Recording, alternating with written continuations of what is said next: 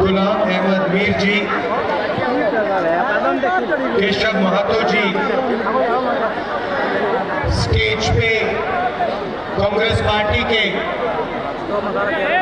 और इंडिया गठबंधन के वरिष्ठ नेता, गठबंधन के कैंडिडेट्स दीपिका सिंह जी, संजय यादव जी, भाइयों और बहनों, कांग्रेस पार्टी के प्यारे कार्यकर्ताओं, आप सबका यहाँ दिल से मैं स्वागत करता हूँ। नमस्कार। आप कैसे, मूड कैसा है आपका, कैसा है?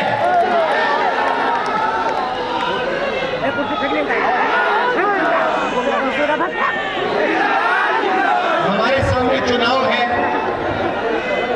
और चुनाव में राजनीतिक लड़ाई है,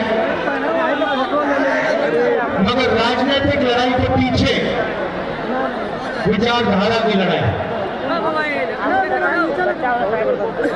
कांग्रेस पार्टी और इंडिया गठबंधन, ये जो अंबेडकर जी का संविधान है, इसको आप अच्छी तरह देखिए। ये जो संविधान है, इसकी रक्षा करने का काम कर रही है, इसको बचाने का काम कर रही है। बीजेपी और आरएसएस संविधान को, अंबेडकर जी के संविधान को, गांधी जी के संविधान को खत्म करने की कोशिश कर रही है, कूड़ेदान में फेंकने की कोशिश कर रही है। ये है लड़ाई। ये संविधान बहुत पुरानी किताब है। इसमें जो सोच है, ये नई सोच नहीं है, ये हजारों साल पुरानी सोच इसके अंदर है। इसमें अंबेडकर जी की सोच है, गांधी जी की सोच है, बिरसा मुंडा जी की सोच है, फूले जी की सोच है, गुरु नानक जी की सोच है, नारायण गुरु, बसवना, जो भी हिंदुस्तान के महापुरुष रहे हैं, उनकी सोच इस किताब में है। एक प्रकार से ये हिंदुस्तान की जनता की आत्मा है। और अगर आज इस देश में गरीबों को अधिकार है, जो आप वोट डालने जाओगे वो आपका अधिकार है, जमीन का अधिकार है, जल का, जंगल का अधिकार है, अगर वो मिला है तो ये इस किताब में, इसके कारण आप लोगों को, हम सबको मिला। इस किताब से पहले जो भी राजा महाराजा करना चाहते थे वो करते थे, कोई उनसे पूछ नहीं सकता था, जो मन करता था वो कर जाते थे। इसके बाद कॉन्स्टिट्यूशन, संविधान के बाद हिंदुस्तान के हर नागरिक को एक वोट मिला है। इस संविधान में समानता के बारे में लिखा है, भाईचारे के बारे में लिखा है, इज्जत के बारे में लिखा है। नरेंद्र मोदी जी कहते हैं कि राहुल गांधी लाल किताब दिखा रहा है। नरेंद्र मोदी जी, इसका रंग जरूरी नहीं है, जो इसके अंदर लिखा है, जो आपने पूरी जिंदगी भर नहीं पढ़ा है, वो जरूरी है। क्योंकि अगर आप इस किताब को खोल देते और इसको पढ़ लेते, तो जो आप करते हो, जो नफरत फैलाते हो, एक धर्म को दूसरे धर्म से लड़ाते हो, अरबपतियों का लाखों करोड़ रुपए कर्जा माफ करते हो, देश में नफरत, हिंसा फैलाते हो, आप नहीं करते। आप हिंसा, नफरत इसीलिए फैलाते हो क्योंकि आप संविधान के नहीं। संविधान में कहीं नहीं लिखा कि हिंदुस्तान के एक नागरिक को दूसरे नागरिक से लड़ाई करनी चाहिए, एक नागरिक को दूसरे नागरिक की हिंसा करनी चाहिए। कहीं नहीं लिखा कि धर्मों को लड़ाना चाहिए, जातों को लड़ाना चाहिए, और ये काम बीजेपी और आरएसएस के लोग 24 घंटा करते हैं, बंद कमरों में करते हैं। ये देखिए, ये किताब खाली नहीं है, देख लीजिए। इस किताब में हिंदुस्तान की हिस्ट्री है, हिंदुस्तान का इतिहास है, भारत की आत्मा है, किसानों के सपने हैं, मजदूरों के सपने हैं, दलितों की रिस्पेक्ट है, पिछड़ों की भागीदारी है, सब कुछ इस किताब में है। और नरेंद्र मोदी और आरएसएस के लोग इस किताब को मिटाना चाहते हैं। मैं आपसे यहां बोलने आया हूं कि दुनिया को, मोदी जी छोड़ो, दुनिया की कोई ताकत इस किताब को नहीं मिटा सकती, क्योंकि यह हिंदुस्तान की आत्मा है। और अगर मिटाना है मोदी जी, छुप के मत कीजिए, सामने आ जाइए मैदान में और मिटाने की कोशिश कीजिए, फिर पता लगेगा आपको हिंदुस्तान की जनता क्या करेगी आपके साथ। हम नरेंद्र मोदी से डरते नहीं है। 56 इंच की छाती, मन की बात, इन चीजों से हम डरते नहीं हैं। नरेंद्र मोदी जी अरबपतियों की कठपुतली है। जो अरबपति कहते हैं वो नरेंद्र मोदी करते हैं। अरबपति आपकी जमीन चाहते हैं, अरबपति आपका जल चाहते हैं, आपका जंगल चाहते हैं। नरेंद्र मोदी आपको मन की बात सुनाएंगे, फिर अंबानी जी की शादी में चले जाएंगे।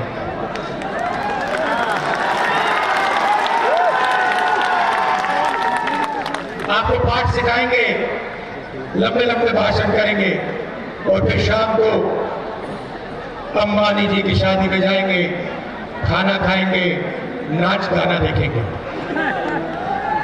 भाइयों बहनों, 16 लाख करोड़ रुपया, 16 लाख करोड़ रुपया गरीबों का पैसा छीनकर नरेंद्र मोदी जी ने अरबपतियों को माफ किया है। महाराष्ट्र में चुनाव चल रहा है,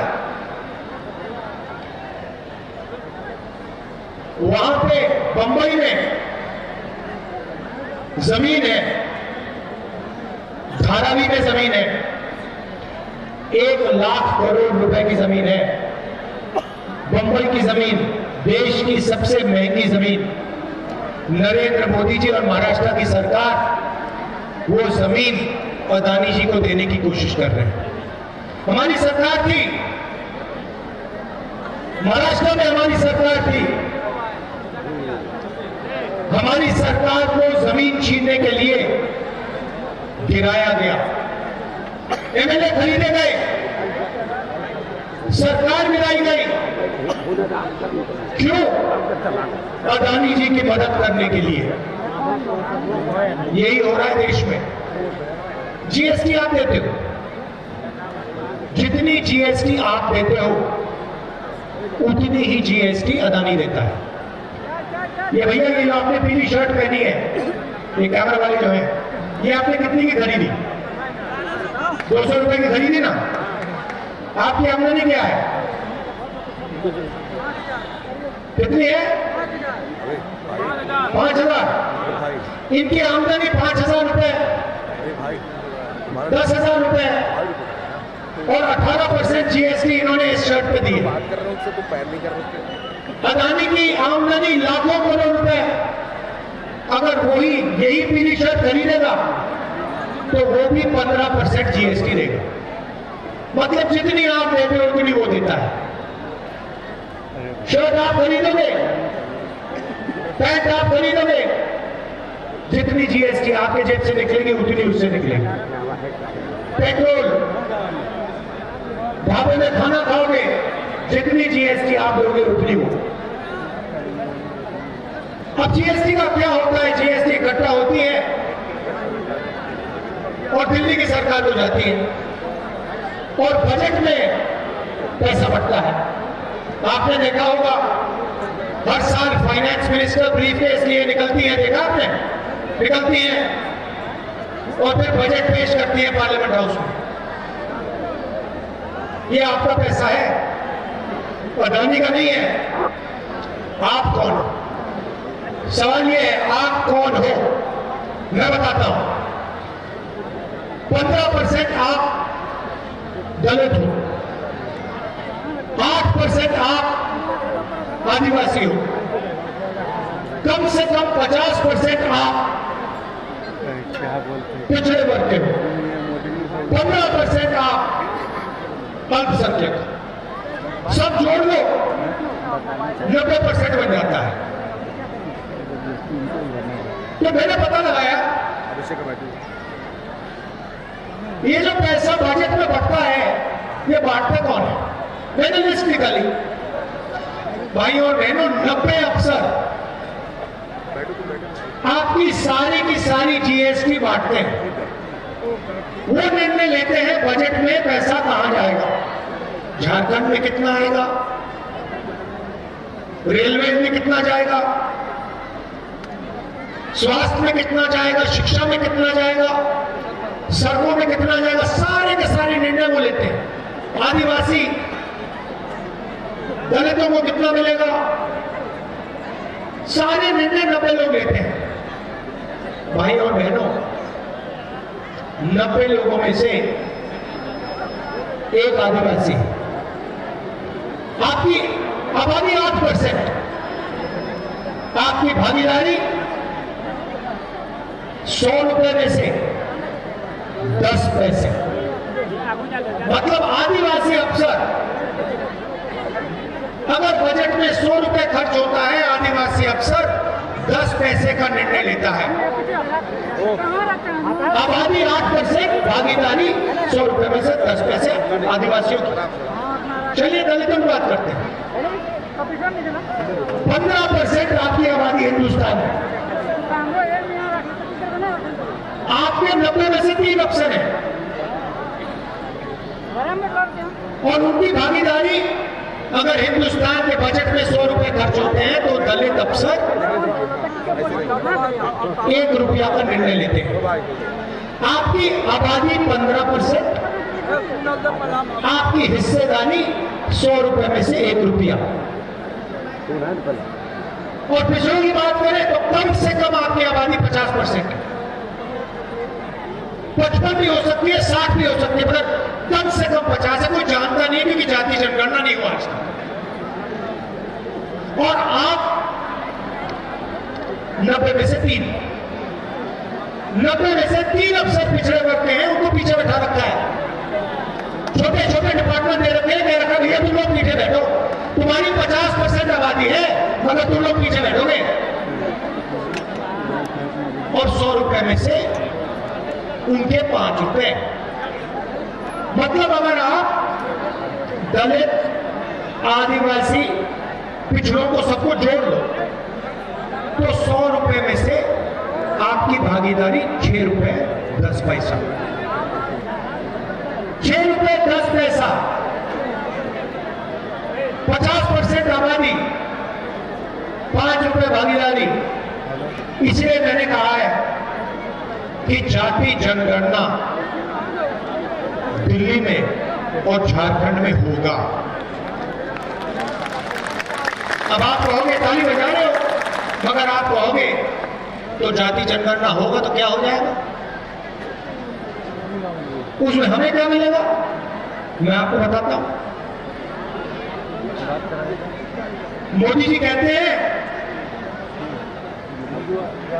मैं पिछड़े वर्ग की इज्जत करता हूं और फिर भूखा मार देते हैं।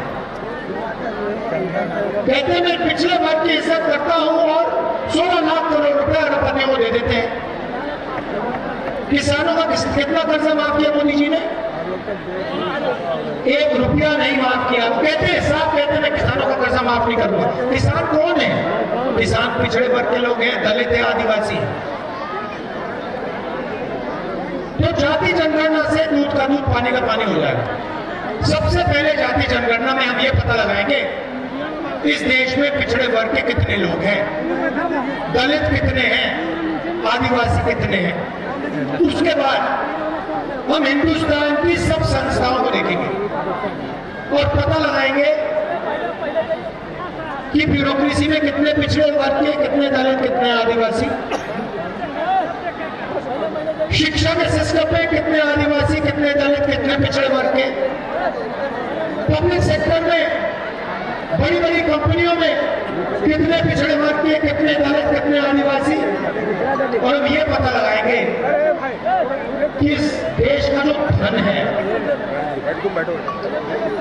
उसमें कितना धन दलितों के हाथ में है, कितना आदिवासियों के हाथ में है, कितना पिछड़ों के हाथ में है, कितना माइनॉरिटीज के हाथ में और कितना गरीब जनरल कास्ट के हाथ में है।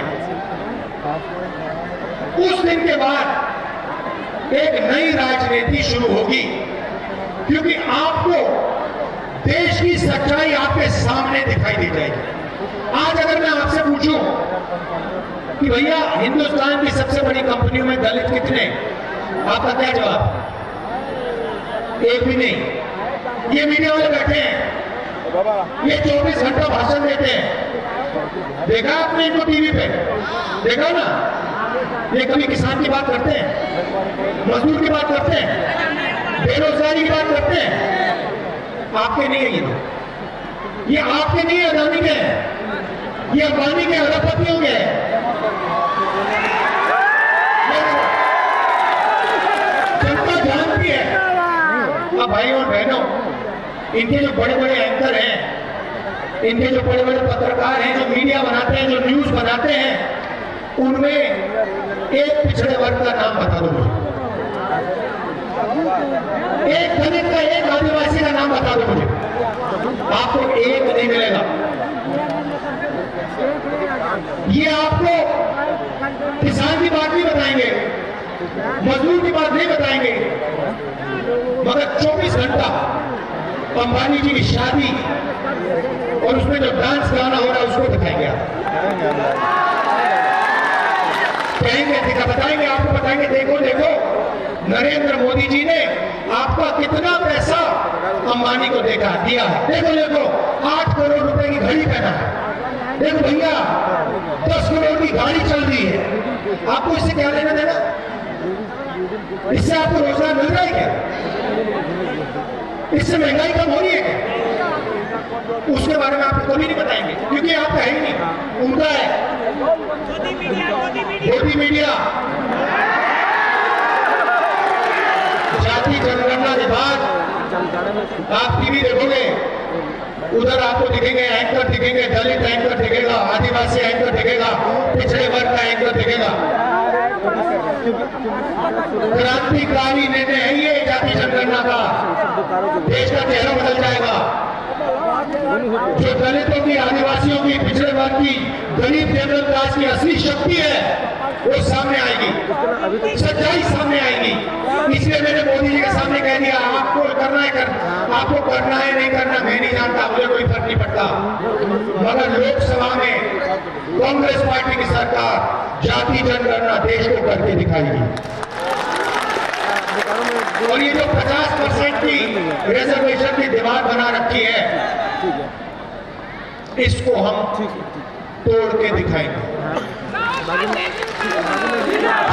निर्णय ले लिया है, झारखंड में बीजेपी ने पिछड़े वर्ग का रिजर्वेशन 27% से 14% कर दिया था।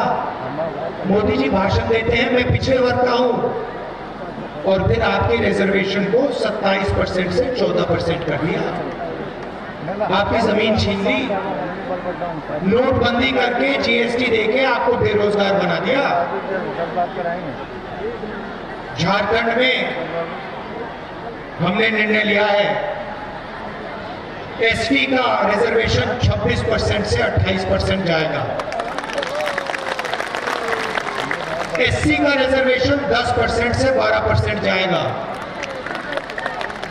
और पिछड़ों का रिजर्वेशन 14% से 27% जाएगा। मोदी जी आपको जो करना है कर दो, ये जो 50% की दीवार है इसको हम झारखंड में तोड़ेंगे और फिर जाके दिल्ली में तोड़ेंगे।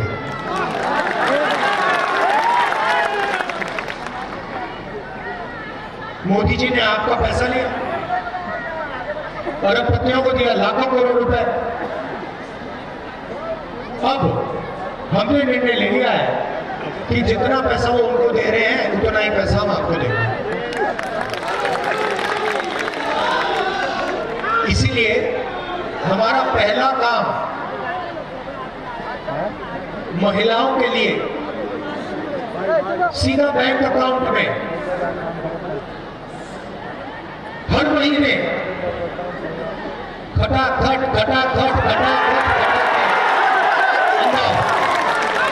2,500 रुपए महीने के, हर महीने की पहली तारीख हमारी जो बहनें हैं वो जुड़ेंगी, बैंक अकाउंट खोलेंगी और सरकार ने उस बैंक अकाउंट में 2,500 रुपए डाल दिए होंगे। गैस सिलेंडर 450 रुपए का होगा और 7 किलो राशन हर गरीब व्यक्ति को हर महीने मिलेगा।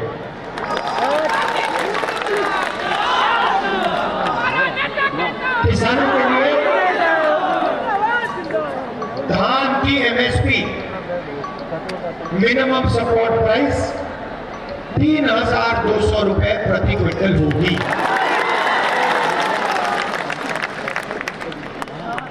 आज 2,400 रुपए है, चुनाव के एकदम बाद 3,200 रुपए प्रति क्विंटल आपको धान के लिए मिलेगा। गरीब लोग बीमार होते हैं, इलाज करने के लिए प्राइवेट अस्पताल में जाना पड़ता है। दिल का दौरा होता है, स्टेंट लगानी होती है, बैल बदलना होता है, लाखों रुपए किसान की जेब से निकलते हैं, मजदूर की जेब से निकलते हैं, कर्ज में डूब जाते हो। इसीलिए हम आपके लिए एक नई योजना लाने हैं, 15 लाख रुपए तक का स्वास्थ्य बीमा योजना। आप अस्पताल जाओगे, बीमार होगे, माता पिता बीमार होंगे, दिल की बीमारी होगी, कैंसर होगा, आप अस्पताल में जाओगे, एमआरआई करवाओगे, एक्सरे कराओगे, उसके बाद सर्जरी होगी और फिर आपको 1 रुपया नहीं देना पड़ेगा, फ्री में होगा। आप जाओगे, कहोगे भैया ऑपरेशन के लिए कितना पैसा लगा, अस्पताल आपको कहेगा 1 रुपया नहीं लगा, ऑपरेशन का पैसा झारखंड की सरकार ने आपके लिए दे दिया है। आपकी हम रक्षा करना चाहते हैं, आपकी प्रोटेक्शन करना चाहते हैं, जैसे ये संविधान आपकी रक्षा करता है। ये कांग्रेस पार्टी लड़कर हम ये लाए, आपके साथ मिलकर हमने लड़ाई लड़ी और ये लाए, और हम आपकी रक्षा करना चाहते हैं। हम चाहते हैं कि ये देश सबका हो, सिर्फ अरबपतियों का नहीं, गरीब से गरीब व्यक्ति को भी इस देश में शांति से, प्यार से जीने का मौका मिलना चाहिए। किसान की रिस्पेक्ट होनी चाहिए, उसको सही दाम मिलना चाहिए। नरेंद्र मोदी जी ने बेरोजगारी में लाइन लगा दी। हर प्रदेश में जहां भी आप जाओगे बेरोजगारी, नोटबंदी कर दी, गलत जीएसटी लागू कर दी। जीएसटी से फायदा अरबपतियों को होता है, टैक्स आप भरते हो, पैसा उनकी जेब में जाता है, पेट्रोल आप लेते हो, पैसा उनकी जेब में जाता है। नोटबंदी ने सारे के सारे छोटे बिजनेस वालों को खत्म कर दिया, रास्ता साफ कर दिया अदानी अंबानी के लिए, तो रोजगार उन्होंने खत्म कर दिया। और इसीलिए झारखंड की सरकार अगले 5 साल में 10 लाख युवाओं को रोजगार देने की पूरी कोशिश करेगी। हर डिस्ट्रिक्ट में रोजगार पैदा करने के लिए 500 एकड़ का इंडस्ट्रियल पार्क खोलेगी और डिग्री कॉलेज और प्रोफेशनल कॉलेज हर ब्लॉक में, डिग्री कॉलेज ब्लॉक में और प्रोफेशनल कॉलेज डिस्ट्रिक्ट में युवाओं के लिए हम खोलने का काम करेंगे। अंत में भाइयों और बहनों, संविधान की लड़ाई है। हमने नारा दिया था और आप इस नारे को गहराई से समझ जाओगे। भारत जोड़ो यात्रा में मैंने कहा था 4000 किलोमीटर चले, उस यात्रा में मैंने नारा एक ही दिया, मैंने नहीं दिया, जनता ने दिया, नफरत के बाजार में मोहब्बत की दुकान खोलनी। हमारी मोहब्बत की दुकान, उनका नफरत का बाजार है और नफरत कभी नहीं काट सकती। नफरत को सिर्फ मोहब्बत ही काट सकती है और हमने दिखाया कि मोहब्बत के साथ हम बीजेपी के धन को, उनकी नफरत को, उनकी हिंसा को काट सकते हैं, खत्म कर सकते हैं। यह मैं आपको कहना चाहता हूं। आप कांग्रेस पार्टी के कार्यकर्ता हो, हमारी रीढ़ की हड्डी हो, आप हर रोज इसको बचाने की कोशिश करते हो, आरएसएस और बीजेपी से लड़ते हो, उनकी विचारधारा से लड़ते हो। इसके लिए मैं आपको दिल से धन्यवाद करना चाहता हूं। आप यहां आए, आप आए, एक आखिरी बात याद रखिए, झारखंड में आपने अपना चीफ मिनिस्टर चुना। सोरेन जी आदिवासी वर्ग के हैं, उनको बीजेपी और आरएसएस ने जेल में डाला है। आप सोचिए, जिनको आपने चुना उनको बीजेपी और आरएसएस ने जेल में डाला। मोदी चोर है, मोदी चोर है। तो ये याद रखिए, मैं आप सबको दिल से धन्यवाद करना चाहता हूं। आप दूर दूर से आए, आपने अपना कीमती समय मेरी बात सुनने के लिए दिया। बहुत बहुत धन्यवाद। नमस्कार, जय हिंद, जय झारखंड।